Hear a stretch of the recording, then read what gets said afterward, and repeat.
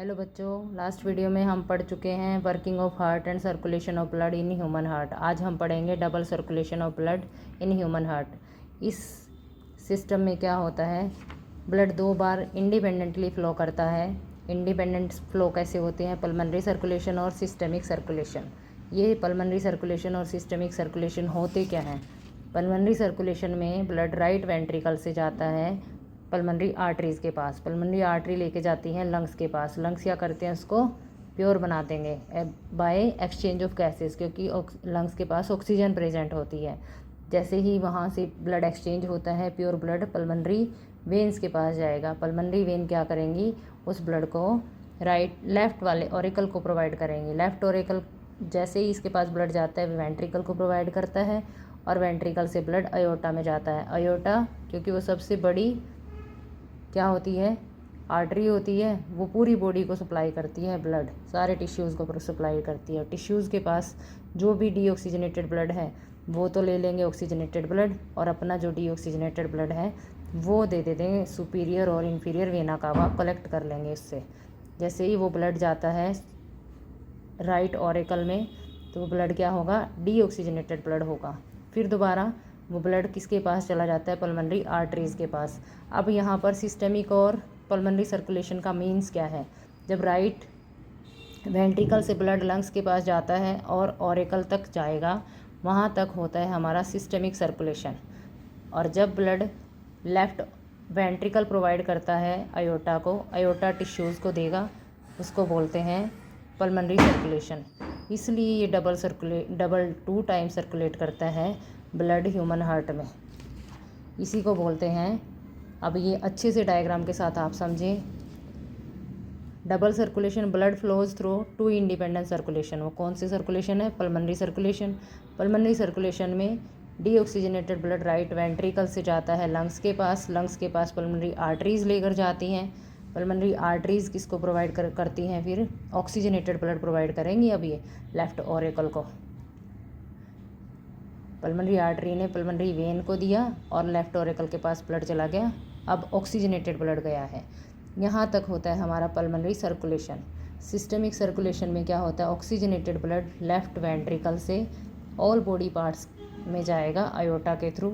Then सभी body tissues के पास वो जाके एक्सचेंज होगा। दोबारा से डीऑक्सीजनेटेड ब्लड कलेक्ट करेंगी, सुपीरियर और inferior vena cava right auricle को प्रोवाइड कर देंगी। इसलिए बोला जाता है as blood flows twice through the heart in one complete cardiac cycle, so it is called double circulation। I hope आप सबको समझ आया होगा। अगर आपको समझ आया है तो इस वीडियो को लाइक, शेयर एंड सब्सक्राइब जरूर करें।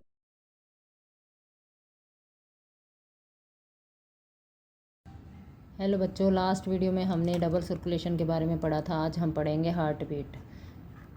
ह्यूमन हार्ट में जो हार्ट बीटिंग होती है वो क्या होती है? Rhythmic contraction and relaxation of auricle and ventricle is known as heart beat. जो ऑरिकल और वेंट्रिकल रिदमिकली कॉन्ट्रैक्ट करते हैं और रिलैक्स होते हैं उसको बोलते हैं heart beat. 72 times per second normal human heart क्या करता है? हार्ट बीट करता है। इसमें 2 फेजेस होते हैं, systolic phase and diastolic phase. Systolic phase क्या होता है? कॉन्ट्रैक्शन ऑफ हार्ट मसल्स, जिससे क्या होता है? ऑरिकल कॉन्ट्रैक्ट करता है और ब्लड किसको देता है? वेंट्रिकल को। वेंट्रिकल कॉन्ट्रैक्ट करता है, ब्लड किसको देता है? ब्लड वेसल्स को। ऑरिकल कॉन्ट्रैक्ट करता है, ये राइट ऑरिकल है, ये वेंट्रिकल को देगा ब्लड, और फिर किसको देते हैं? सेमिल्यूनर वॉल खुल जाती हैं तो ये पल्मनरी आर्टरी को ब्लड दे देता है। नेक्स्ट क्या होता है? इधर वाली साइड भी सेम वही होता है। ये ऑरिकल है, कॉन्ट्रैक्ट करते हैं और लेफ्ट ऑरिकल को देता है, फिर ये सेमिल्यूनर वॉल ओपन होती है, अयोटा को दे देता है, पूरी बॉडी में ब्लड चला जाता है। ये क्या होता है? ये सिस्टोलिक फेज़ होता है। डायस्टोलिक फेज़ में क्या होता है? रिसीव करता है ब्लड ऑरिकल, और ये रिसीविंग कहाँ से होती है? सुपीरियर वेना कावा ये वाली, और इन्फीरियर वेना कावा ये ब्लड क्या करती हैं? रिसीव करती हैं। और कौन सा ब्लड रिसीव करती हैं? इम्प्योर ब्लड रिसीव करती हैं पूरी बॉडी से, और ऑरिकल के पास आ जाता है। जब ये रिसीविंग का टाइम होता है ना, उसको डायस्टोलिक फेज़ बोलते हैं। ऑरिकल से जब ब्लड कहाँ जाता है? वेंट्रिकल में जाता है। ऑरिकल से ब्लड कहाँ जाता है? वेंट्रिकल में जाता है। इसमें कितना समय लगता है? 0.1 सेकेंड लगता है। 0.1 सेकेंड लगता है इस सिस्टोलिक फेज़ में।